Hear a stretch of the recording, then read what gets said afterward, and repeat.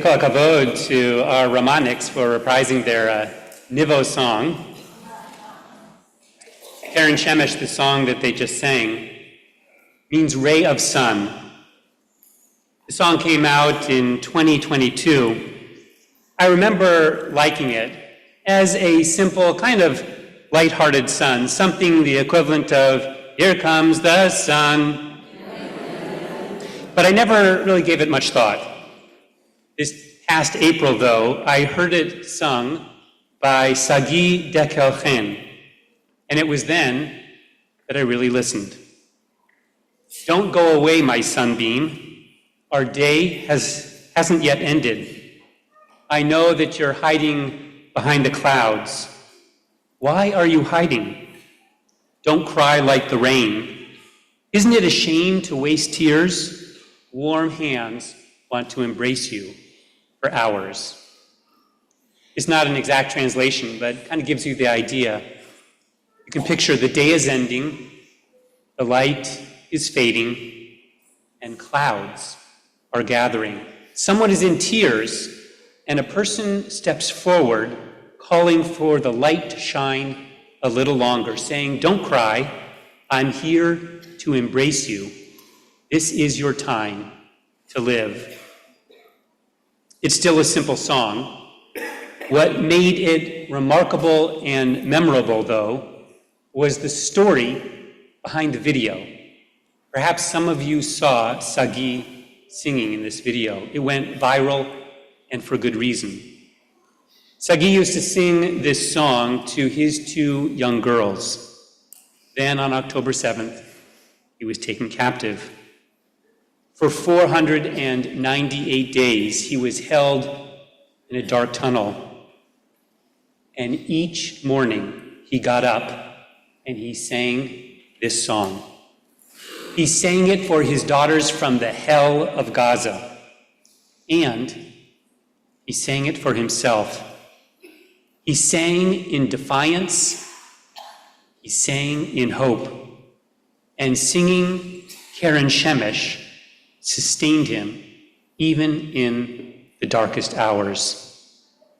Less than 2 weeks after his release, Sagi recorded a video, and in it you can see him. His arm is in a sling, but he's wearing a smile. As he sings, his wife and his daughters dance in the foreground. Honestly, I don't know how he gets the words out. When I watch the video, I'm practically bawling. Sagi made the video to offer a message of hope to the hostages and to all Israelis.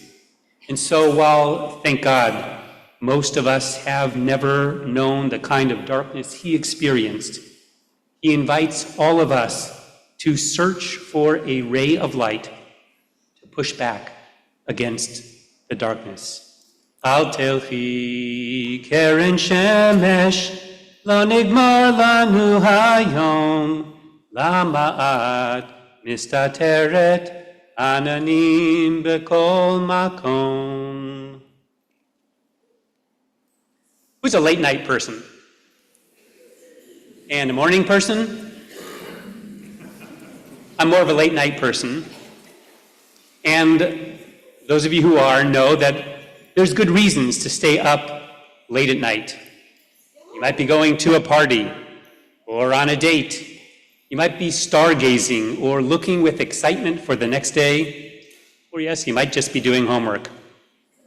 But if I ask, what keeps you up at night? You know what I mean. And I'm not referring to your partner snoring. I'm talking about the things that trouble you, your worries, your fears, your concerns. So, what keeps you up at night? To me, it feels like the list has only grown this past year. I worry about our planet and the impact of climate change. I worry about our country, threats to democracy, the rise of authoritarianism, attacks on our freedom, political violence, gun violence, cuts to the safety net, and more. I worry about our people, rising anti-Semitism. I worry about Israel becoming a pariah state, about the hostages, about the war in Gaza, and about settler violence corroding Israel's soul, and on and on. Some of the things that keep us up at night, they're not global in scale, rather very personal. A loved one who is sick, a child who is struggling, a relationship that's breaking. These worries keep us up, or if we're lucky enough to sleep, they wake us up with nightmares. In the face of these threats, I don't know about you, but sometimes I just want to curl up and stay under the covers, hoping it was all just a bad dream. Most of us can probably list off the things that keep us up at night. But the question I want to focus on this morning, on this first day of our new year, is what gets you up in the morning? And I'm not talking about the alarm clock. What inspires you? What motivates you to keep going, to strengthen yourself when you feel beaten down, to stand up to fear, to look with hope in the face of uncertainty? I'll share my answers with you, but I want to invite you to share with one another, and so try the following. At some point, go around your Yontif table and have each person share one thing that keeps them up at night. And then go around a second time and have them share two things that gets them up in the morning. For extra credit, think of how many songs you can think of with references to sun and even sing them, and maybe after Yontif, watch this video of Keren Shemesh, add it to your list. You got your assignment? I imagine that many of you have morning routines. Maybe you do yoga or go on a run or have a coffee or listen to the news from the US and from Israel, which often makes me just want to crawl back in bed. Who here, though, has a Jewish spiritual morning practice? Maybe you say a prayer, maybe you wash nitilat yadayim or lay tefillin. The very first words of the Shulchan Aruch, the major code of Jewish law, instructs us how to begin each day. Rise like a lion, it says, to serve your Creator. L'hitkaber ka'ari la'avod et haborei. Like a rising lion, majestic and powerful, we are to embrace the day and let nothing stand in our way. Now, admittedly, I don't always feel like a rising lion. I hear the alarm go off and I say to myself, "Ay," and then I whisper two words. My brain is not yet quite awake, so they don't always register. Still, they set the tone and they set me to work. I want to suggest that these words and this practice help us face those things that keep us up at night. They don't solve the problem, rather they stimulate in us resolve to get up and to keep going. We are to awaken with blessings, to see the blessings in our life and in our world, not just to see them, but to share them. Our liturgy includes blessings for the miracle of our body, the purity of our souls, the ability to learn, blessings for our clothes, for our body, even the shoes on our feet, the divine image planted within, and the gift of being a Jew. Perhaps best known are the first words we are to say each morning, Modeh ani or Modeh or Modeh ani. Now the word order is significant. Grateful am I. Rabbi Shai Held explains in his book, Judaism is About Love, saying grateful first and I only second, I remind myself that I exist in relationship even before I exist as a self. Before I ever make or do anything in this world, first I receive. And so rather than feeling entitled, I begin each morning feeling blessed. And here's the important corollary. I'm not only the beneficiary of God's gifts, I am to be the intermediary. God's gifts flow to me and through me. If we're kept up at night, we are awakened, tired, and anxious, and perhaps cynical. So I want to invite you to take on a Jewish spiritual morning practice.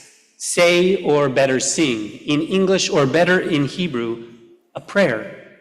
Doing so, I believe, offers the encouragement that we need to face the darkness around us. Growing in gratitude is a resilience practice that helps us keep life's tsuris in perspectives and invites us to start our day with intention, with joy, and with purpose. What gets me up in the morning? The blessings I receive and the blessings I bestow. When I was a younger dad, what got me up in the morning, actually in the middle of the night, was my kids. Several times a night to change them or to comfort them. Later, as they grew, what got me up in the morning was them, because they were roaring and ready to go as the sun rose. Now they're grown, off to college, and I get up in the morning because it's time to make the donuts. I get up to go to work, to pay for college. In each of these cases, what gets me up is the feeling that I am needed, that I have a job to do and a responsibility to keep. I have a job to do as a dad, an employee, as a community member, and as a Jew. Our Jewish tradition outlines those job descriptions. Mitzvot are not just some good deeds that we can do or ignore. Mitzvah means commandment, suggesting that God is giving us a job. God is looking for us to be a partner. Now, there are all kinds of mitzvot to do throughout the day. For me, in the morning, that means stumbling out of bed, half awake, throwing on some clothes, and making my way to minyan. I get up for minyan because, first, it's a mitzvah, and because it's a meaningful way to start the day. We catch up, we daven, we learn, we shmooze, sometimes anash, and we build community. We celebrate with B'nai Mitzvah, we support those in mourning, we greet those who are visiting from out of town or who are searching or in need. I get up for minyan because gathering to express prayers for the world we long to see reminds us that we're not in this alone. Coming together, we strengthen one another. I'm proud that at Bethel we have a daily minyan and want to give a shout out to all of our minyaneers who are here every morning. But minyan is not something we can take for granted because sometimes we don't have a minyan. So this year, please do a mitzvah. Come once a month or once a week or more. What gets me up in the morning then are the people in my life, family, community, and the obligation to build for them a better tomorrow. Said differently, what gets me up is the desire to be a good ancestor. On the holidays, we spend much time thinking and singing about generations past. Ledor vador, ledor vador.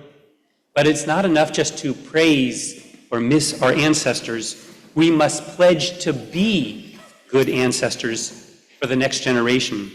That is, we must live in such a way that makes for a better, brighter future for our children, for all children. And so this year we are asked, am I living a maximally engaged Jewish life? Am I strengthening our Jewish community? Am I doing the most I can to support our people through these dark hours? What more can I do to be a good ancestor, to be that Keren Shemesh whose light illumines tomorrow? On Rosh Hashanah, the shofar awakens us to the new year. No sleeping in and no burying yourselves under the cover. We have lots to celebrate, but also lots of work to do. Wake up, you sleepers, writes Rambam. Arise, inspect your deeds, repent, improve your ways. Throughout the year, we are to see ourselves and the world as equally balanced between merit and sin, he says. If we perform but one mitzvah, or, on the other hand, one transgression, we might tip the balance in either direction of deliverance or destruction for our lives and our world. It's a lot of pressure, but it's also empowering, because Maimonides is saying that what we do, even if it feels small, it matters. It makes a difference. I know that dark clouds are threatening, and sometimes it feels ominous that we're at a tipping point. But when we're overwhelmed and feeling like we just want to crawl back under the covers, I recall a teaching in Pirkei Avot by Rabbi Tarfon. Rabbi Tarfon was living in the aftermath of the destruction of the Second Temple, so he knew sleepless nights. He worried about his people and his homeland. And yet it was Rabbi Tarfon who encouraged us, saying, you don't have to complete the task, but neither are you free to just walk away from it. Lo alecha malacha ligmor.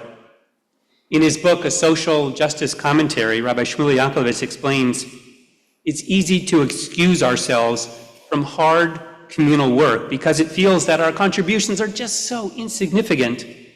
And so a litany of questions arise. Why should I donate my hard-earned wages? What good is signing a petition? Why start an advocacy group? Why show up to a rally and why vote? I'm just one person. But the rabbis teach that our act may be precisely what tips the scales. We read at the beginning of the Torah the story of creation. In the beginning, God created the heaven and earth. And the earth was tohu vavohu. It was full of chaos and darkness. We can relate. And God said, let there be light, and there was light. Light pushed back against the darkness. Light gave form to chaos. This is the light of goodness with which the world was created. As the verse continues, Vayar Elohim et ha'or ki tov. Infused into the fabric of creation is the light and the promise that tomorrow there'll be sun, that tomorrow can be better if we but will it and if we work for it. Chaverim, at the dawn of the new year, let us rise like a lion, inspired by Sagi Dekel Chen and guided by our tradition. Let us awaken with gratitude and with generosity, with community and with responsibility, with hope and with joy. In Omar, Amen.